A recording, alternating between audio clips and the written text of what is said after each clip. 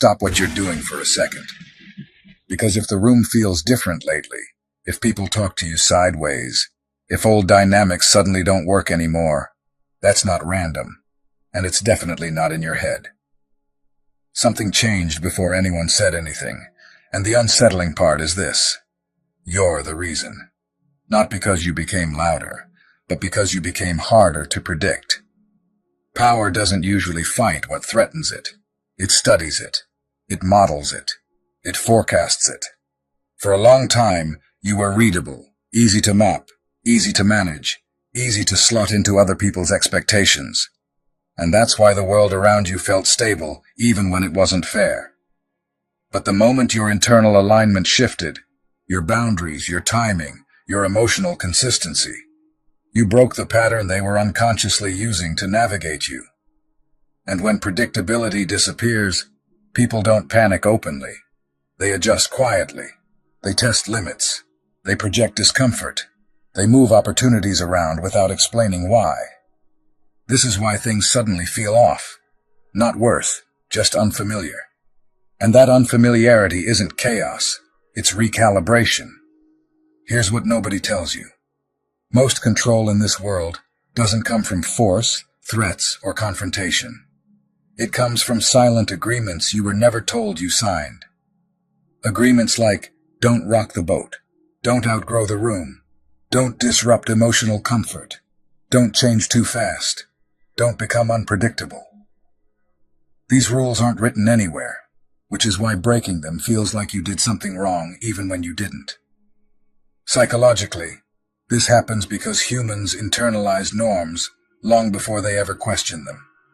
We learn early that approval feels safer than isolation, that harmony feels better than honesty, that predictability feels easier than growth. Over time, you stop needing permission to shrink. You do it automatically. You edit yourself before anyone else has to. And that's the most dangerous kind of control. The kind that doesn't feel like control at all. It feels like normal life. Routine. Just how things are. Until one day you stop playing along without even realizing you stopped. And suddenly everything around you feels unstable. This is also why most people never realize they're being strategically managed, because nobody sits down and plots it. It emerges naturally. Human brains love efficiency, and once your reactions become consistent, people unconsciously build systems around you. Who absorbs stress without complaining? Who over-explains? Who hesitates before asserting themselves? Who waits for permission instead of moving? None of this requires malice, just repetition. Over time, comfort forms around your predictability, and comfort hates disruption. So when you change, people don't think they're growing. They feel something's wrong. Not because you harmed them, but because you stopped being easy to navigate. And that's when resistance shows up disguised as confusion, distance, passive tension, or sudden shifts in energy that no one names out loud. What's actually happening underneath is a containment structure, not a destruction plan. Most systems don't want you gone. They want you manageable. And they do that through three quiet forces that don't feel like control at all. Dependence, distraction, and delay. Dependence ties your confidence to approval, access, or validation. Distraction keeps your attention busy but unfocused, scrolling, reacting, surviving, but never building. Delay keeps your goals perpetually postponed. Someday, later, after this settles down, once things feel right. Behavioral science shows that when people are dependent, overstimulated, and always waiting, they don't rebel. They stall. They don't plan. They cope. They don't leave. They linger. And the wild part is this. Nobody has to trap you when the structure itself keeps you tired enough to stay. But the moment you reduce dependence, simplify focus, and compress timelines, the entire geometry collapses. Control only works when you remain inside its shape. And that's why the environment around you feels unstable right now. Not because you're losing ground, but because you stepped outside the pattern that made you easy to contain. Calm, clarity, and consistency don't just change your internal world. They destabilize external systems that were built around your old reactions. That's why responsibility starts finding you before recognition does. That's why isolation often comes before expansion. That's why growth feels lonely before it feels powerful. You're no longer reacting. You're moving differently. And systems can't manage what they can't predict. Now listen closely, because this is the part that changes how you move forward. You don't need confrontation. You don't need explanations. You don't need validation. You need alignment.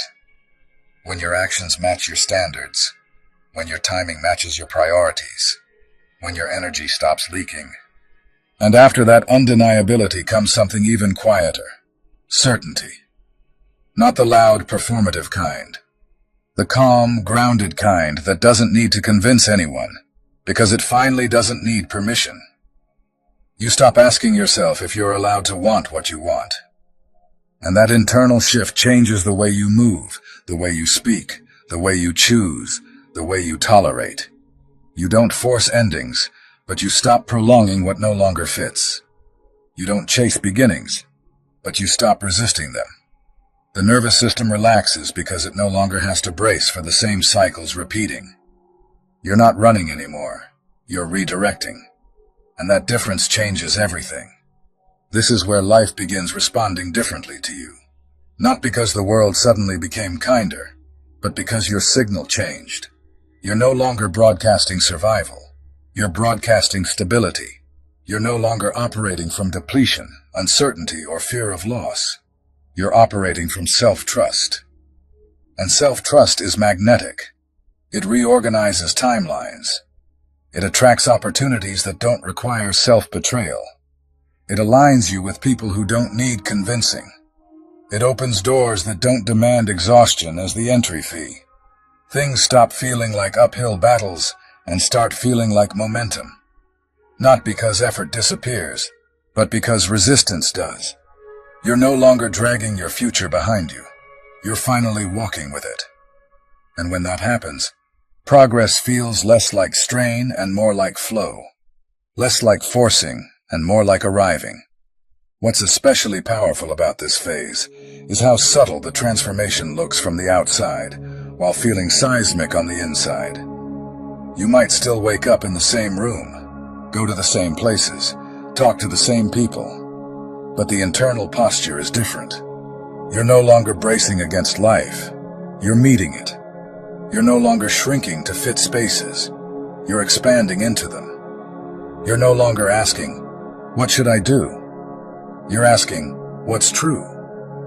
And truth moves faster than strategy. Truth simplifies decisions. Truth shortens timelines. Truth dissolves the need to overthink because it doesn't argue. It resonates. This is the stage where alignment replaces anxiety, not because fear vanished, but because direction finally arrived. And once direction is clear, fear loses its leverage. It no longer gets to run the room. It becomes background noise instead of the narrator. And that's the real shift. Not that your life suddenly becomes easy, but that it finally becomes honest. You stop living in reaction and start living in response. You stop negotiating with fear and start moving with truth.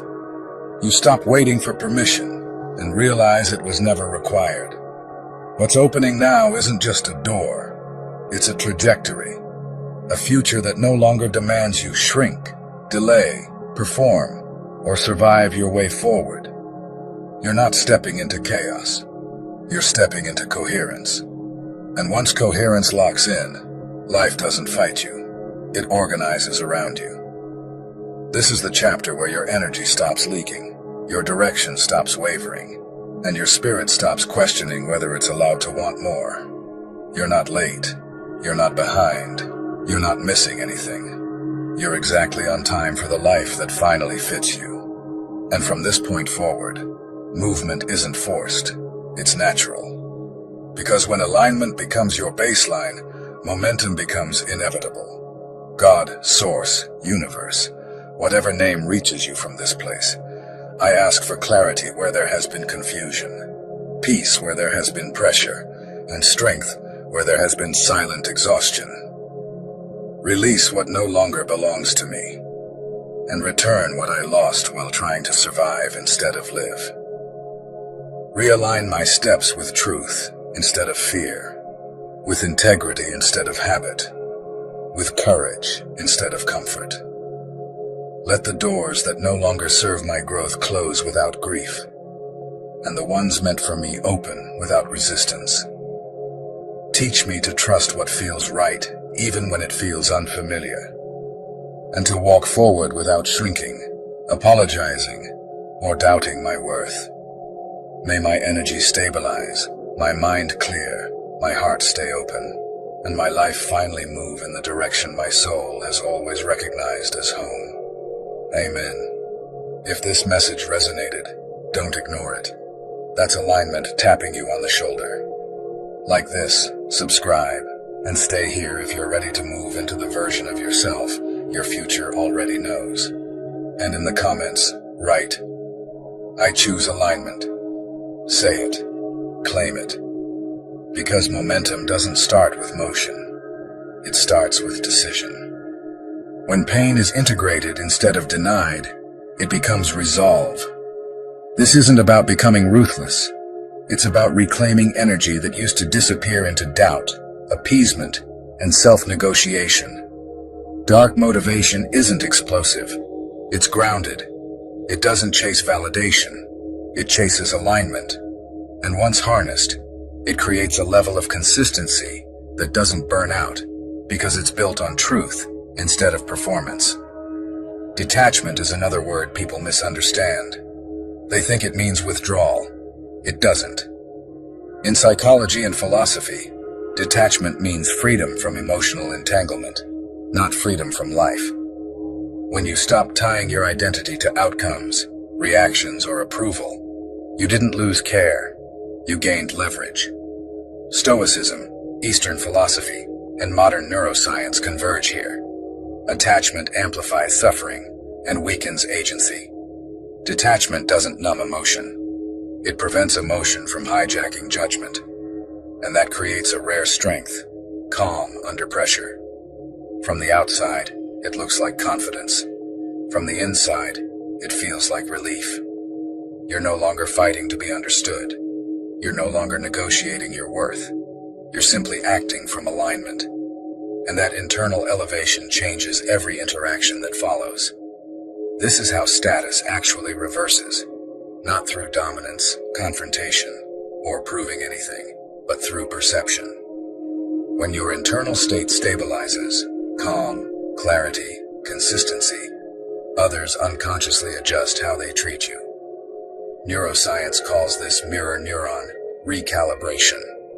People respond to energy before they respond to words.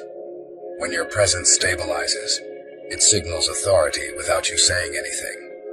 Behavioral studies show that subtle shifts in posture, tone, pacing, and emotional regulation change dynamics faster than argument ever could.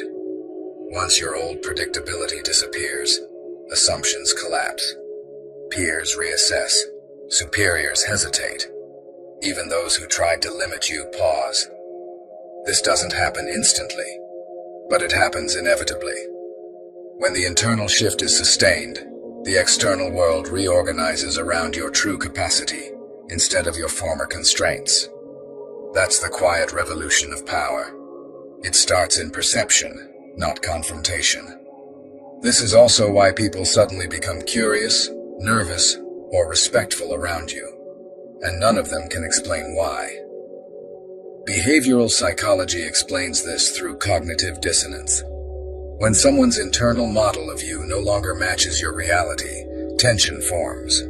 Their attempts to predict you fail. Their influence loses accuracy, and uncertainty forces observation. You'll notice subtle changes, different tone, more careful wording, hesitation before criticism, a pause where there used to be pressure. These aren't coincidences. They're confirmation that your internal work is producing measurable external effects. Recognition doesn't come from effort. It comes from alignment. Power doesn't announce itself. It reorganizes rooms quietly. And here's where leverage actually compounds, not through confrontation, but through structure. Selective availability signals boundaries without debate. Slower response timing communicates thoughtfulness and authority. Strategic silence often outperforms explanation. Applied psychology shows that nonverbal cues, tone, posture, pacing, presence, are processed subconsciously and shape behavior faster than logic ever could. When you structure your presence deliberately, even in small ways, manipulation weakens and competence perception rises. These effects stack. Each subtle choice reinforces the next. Over weeks, your energy, rhythm, and focus begin broadcasting authority without words. You stop being the negotiable variable. You become the reference point. Calm, in this context, becomes a weapon. Not because it's aggressive, but because it's unexpected. Reactive people, manipulative systems, and emotional dynamics all rely on predictable cues. When they try to provoke tension and receive composure instead, the feedback loop collapses. The energy they use to guide your behavior is no longer available. Neuroscience explains this through dominance of the prefrontal cortex over the amygdala. Decision replaces reaction. And once that happens consistently, people lose leverage over you. Not because you became cold, but because you became sovereign. This calm isn't passive. It's active control, refined presence. And paradoxically, it creates both deeper connection and stronger boundaries at the same time. Now here's the part almost nobody talks about. The moment you step out of the psychological or social role you've always occupied, you create a vacuum. Systems, organizations, and relationships are built around predictable participants.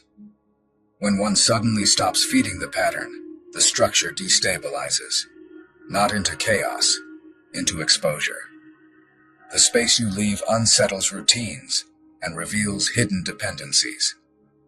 Organizational psychology shows that when a compliant participant disengages, even subtly, ripple effects cascade across entire systems. Gaps appear, weak points surface, control structures become visible. This is why manipulators fear withdrawal more than confrontation. Confrontation energizes systems. Withdrawal destabilizes them. The vacuum you create isn't empty. It's a spotlight. And as pressure builds around your absence, your perceived value rises automatically. The world begins to notice what it used to take for granted. And as you evolve, one response shows up almost every time. Projection. When people feel threatened, insecure, or destabilized by your growth, they unconsciously assign those emotions to you. Criticism appears. Doubt surfaces. Unsolicited advice floods in. Not because of your behavior, but because of their discomfort. Projection is the brain's way of protecting identity. When your advancement challenges their internal story, I'm secure, I'm competent, I'm in control, tension forms. And instead of confronting themselves, they redirect that discomfort outward. Understanding this changes everything. You stop internalizing reactions that were never about you. You stop shrinking to make others comfortable. And you realize that growth doesn't just elevate you. It destabilizes anyone who relied on your former position. And that's when the real shift happens. Not when they change, but when you stop needing them to. When people sense your growth, they don't always celebrate it. Sometimes they defend against it. Not consciously, not maliciously, but instinctively. Your progress destabilizes the version of reality they've grown comfortable with. And instead of adjusting inward, they often reinterpret your evolution as threat. That's why support can quietly turn into tension, encouragement into criticism, familiarity into distance. But the moment you recognize projection, its power evaporates. You stop absorbing emotional reactions that were never about you and start seeing discomfort for what it really is, the edge of someone else's limits. This awareness protects your stability and becomes something even more useful: a navigation system.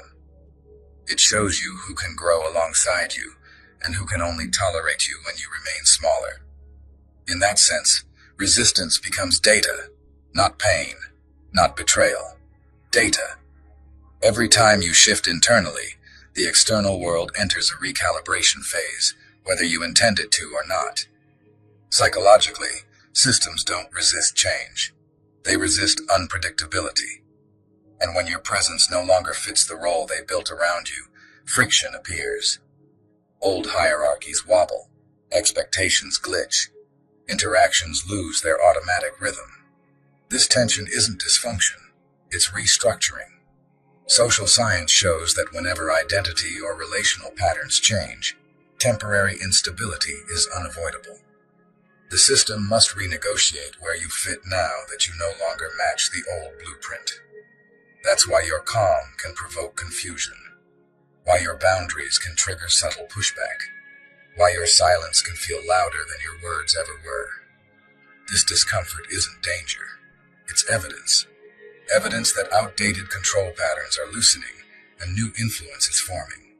The worst move here is retreat. The smartest move is steadiness. Stay aligned. Stay consistent. Let the recalibration complete itself. Friction is not failure. It's the sound of leverage shifting. Once your energy changes, your environment will test you. Not dramatically, not obviously, but persistently. The tests arrive as subtle pressures, unexpected resistance, minor provocations, or situations designed to see whether your shift is real or temporary. This isn't personal, it's systemic. Behavioral science shows that systems probe for stability after disruption, the same way muscles test load after injury.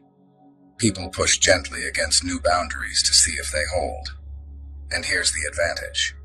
When you remain composed, consistent, and self-directed, the tests stop testing you and start revealing others.